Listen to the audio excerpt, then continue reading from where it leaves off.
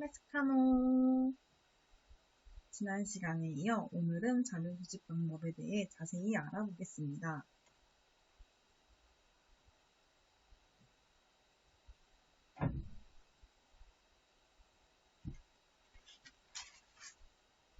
문서 작성을 위한 조사. 문서 작성을 위한 조사에 대해 알아보겠습니다. 자료의 종류. 조사자는 조사의 목적을 달성하기 위하여 분석에 필요한 자료를 수집해야 합니다. 자료는 조사자가 조사 문제를 해결을 위해 직접 수집하는 1차 자료와 다른 사람이나 기관에서 수집하여 공개적으로 이용할 수 있는 2차 자료로 구성됩니다. 1차 자료입니다. 연구자가 현재 수행 중인 조사 연구의 목적을 달성하기 위해 직접 수집하는 자료를 말합니다. 철저한 조사, 설계를 통해 연구자는 사전 준비를 철저히 해야 합니다. 즉, 조사 설계를 통하여 표본 추출 방법 및 자료 수집 대상을 정하고 측정해야 할 개념과 척도를 구상한 다음에 면접,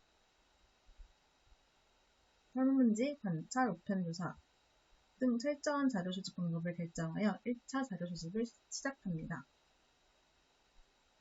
1차 자료를 수집하는 데는 많은 비용과 인력, 시간이 소요되므로 1차 자료를 수집하기 전에 연구 목적에 적합한 2차 자료의 존재 여부 및 사용 가능성을 확인하고 연구 목적에 부합되는 2차 자료가 없을 경우에 한하여 1차 자료를 수집하는 것이 바람직합니다. 1차 자료의 장점입니다. 조사 목적에 적합한 정확도, 처정도, 신뢰도 등의 평가 기능, 수집된 자료를 의사결정에 필요한 시기에 적절히 이용 가능하다는 점, 단점은 많은 비용, 인력, 시간이 소요되므로 1차 자료를 수집하기 전에 조사 목적에 적합한 2차 자료의 존재 여부 및 사용 가능성을 확인하고 조사 목적에 부합하는 2차 자료가 없는 경우에 한해 1차 자료를 수집하는 것이 경제적입니다. 2차 자료입니다. 2차 자료는 다른 조사자에 의해 수집되어 공개된 자료를 말합니다. 수행 중인 조사 목적에 도움을 줄 수 있는 기존의 물음 자료로서 조사자가 현재의 조사 목적을 달성하기 위하여 직접 자료를 수집하거나 작성한 1차 자료를 제외한 모든 자료를 말합니다. 다른 연구자가 학술 연구를 위하여 수집한 자료, 기업체, 정부기관, 신문기사, 그리고 각종 조사기관의 간행물에까지 다양합니다. 2차 자료 조사의 필요성입니다. 이미 존재하는 자료이므로 정보 수집에 따른 시간에 대한 비용 측면의 경계성이 높습니다. 일반 기업이 수집할 수 없는 자료를 쉽게 얻을 수 있고 공공자료의 경우 신뢰성이나 타당성 또는 자료 수집의 방법 등을 재차 분석하여 연구 방법을 일반화할 수 있습니다. 또한 비교 연구를 하고자 할 경우에도 2차 자료 조사를 해야 할 필요성이 큽니다. 2차 자료의 특징입니다. 첫 번째, 기성 자료. 연구자가 기존 자료를 구입하면 1차 자료의 수집, 즉 질문지 작성 및 적용, 면접, 관찰에 투입되는 비용, 시간, 노력 등을 줄일 수 있습니다. 두 번째, 연구자가 자료의 수집 및 분류 과정을 통제할 수 없는 유형의 자료를 말합니다. 세 번째, 자료 수집 과정에서 시간적, 공간적 제약을 받지 않습니다.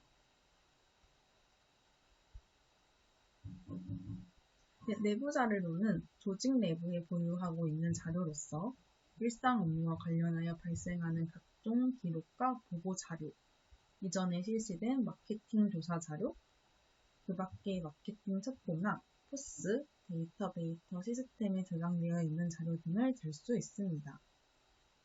내부 자료는 비용을 거의 들이지 않고 언제든지 얻을 수 있으며 외부 자료보다 신뢰할 수 있다는 장점이 있습니다. 따라서 자료 수집을 위해 가장 먼저 해야 할 일은 외부 자료를 찾아보는 것입니다. 외부 자료는 기업 외부에 있는 개인이나 조직이 보유하고 있는 자료로서 크게 공공기관에서 발행한 각종 인구 통계 자료 및 통계 자료, 개인이나 각종 조직에서 발행한 연구 보고서 및 정기 간행물, 전문 조사기관에서 상업적 판매를 하는 자료로 말합니다. 공공자료는 사적 기관에서 예산상 조사하기 힘든 자료가 많고 인터넷이나 도서관 등에서 무료로 얻을 수 있습니다. 판매하는 경우에도 가격이 저렴하고 자료에 왜곡이 없다는 장점이 있습니다.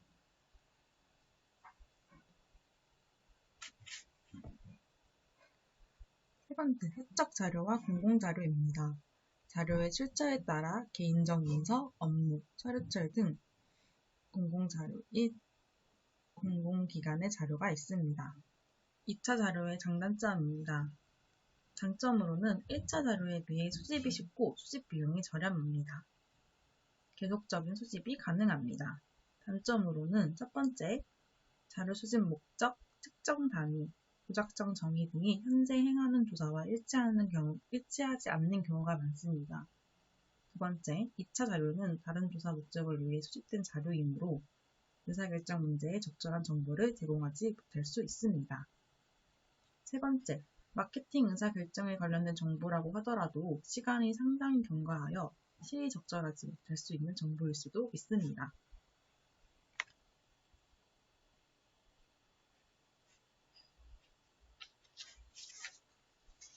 자료 수집 방법에는 내용 분석, 설문지법, 면접법, 참여관찰법, 문헌 연구 등의 자료 수집 방법이 있습니다.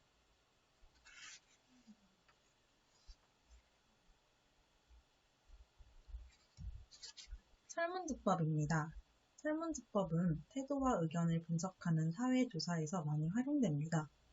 연구하고자 하는 내용에 관하여 설문지를 만들어 이를 연구 대상에 제공하여 응답하게 한 후 그 결과를 분석, 연구하는 형태입니다. 인터넷 설문은 데이터 수집이 응답자가 편한 시간과 장소에서 이루어지는데 설문지 복사가 필요 없고 코딩이 따로 필요 없으며 사진이나 동영상을 보여줄 수도 있는 장점 때문에 최근 들어 많이 사용되고 있습니다. 또한 최근에는 디지털 녹음기가 널리 보급되어 예전에 비해 많이 편리해졌습니다. 녹음 내용을 자동으로 활자해주는 프로그램이 있다고는 하나 이는 정확도가 상당히 떨어지기도 합니다. 두 번째, 면접법입니다. 연구 대상을 직접 만나 연구에서 필요한 정보를 언어적 표현을 통하여 수집, 분석합니다. 면접법에서는 특정 부분에 보다 깊이 있는 정보와 의견을 들을 수 있지만 주관적인 내용에 개입될 수 있다는 단점이 있습니다. 이 경우에는 직접 찾아가서 언어를 통한 방법으로 자료 수집을 하게 되는데 쉽게 말해 인터뷰를 생각해 주시면 됩니다. 설문지법과 면접법의 장단점 비교해 보겠습니다.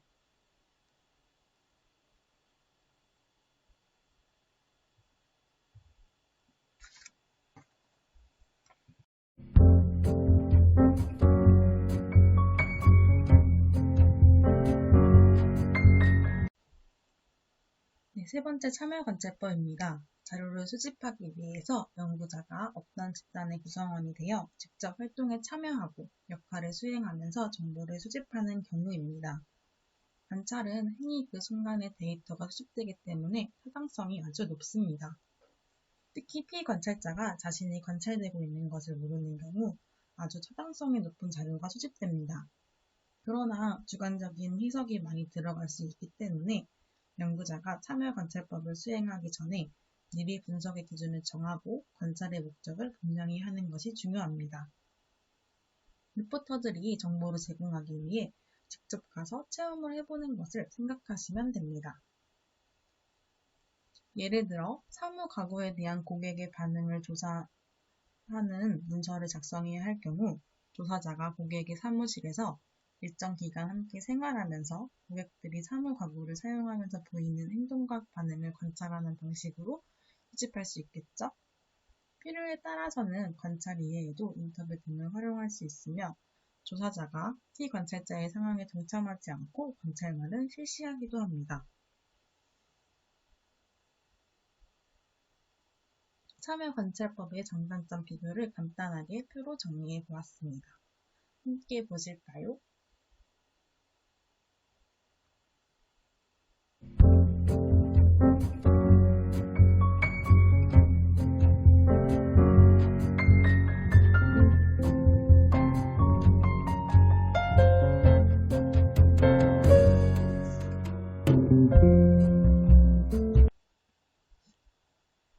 번째, 문헌 연구입니다. 문헌 연구는 주로 서술적인 연구에 많이 사용됩니다.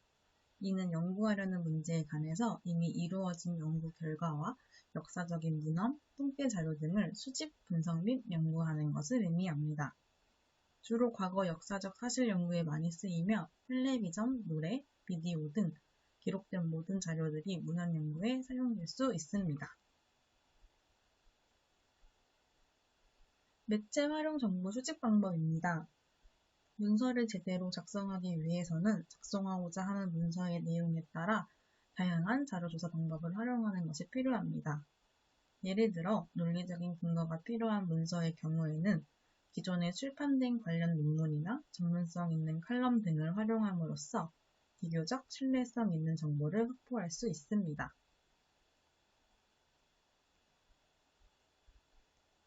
도서관을 통한 정보 수집입니다. 도서관에는 활용 주제와 관련된 단행본, 정기 단행본, 사전 등 다양한 오프라인 자료들이 구비되어 있으며 또한 컴퓨터를 사용하여 온라인을 활용함으로써 광범위한 자료들을 찾아볼 수 있습니다. 두 번째, 학술 정보 사이트를 통한 정보 수집. 포털 사이트를 통한 자료 수집은 각종 인터넷 포털 사이트를 잘 활용하면 자료 수집이 용이해질 수 있습니다. 네 번째, 기사를 통한 자료 수집입니다. 한 가지 팁입니다. 풍부한 자료를 찾기 위해 찾고자 하는 주제에 관한 검색어를 다양하게 변형하여 검색해 보겠습니다. 처음에는 포괄적인 단어로 검색어를 넣어 검색되는 자료를 확인하면서 보다 심층적인 검색어를 찾아서 입력하는 것이 필요합니다. 예를 들어 교육이라는 검색어로 검색을 시작해서 교육 현황, 중소기업의 교육 현황 같이 보다 구체적이게 검색하는 것이 필요합니다. 두 번째, 인터넷 검색의 경우 연관 검색어나 검색어 제한 기능 등을 활용합니다. 세 번째, 검색어 입력 시 포털 사이트 특성에 따라 검색 결과를 제시하는 순서가 다르다는 것에 유의합니다. 네 번째, 포털 사이트 이외에도 필요한 정보에 따라 특화된 사이트를 활용합니다. 네, 여기까지 자료조사 방법에 대해 알아봤습니다. 이제 문서를 더 작성할 수 있겠죠? 도움이 되는 시간이었기를 바랍니다. 감사합니다.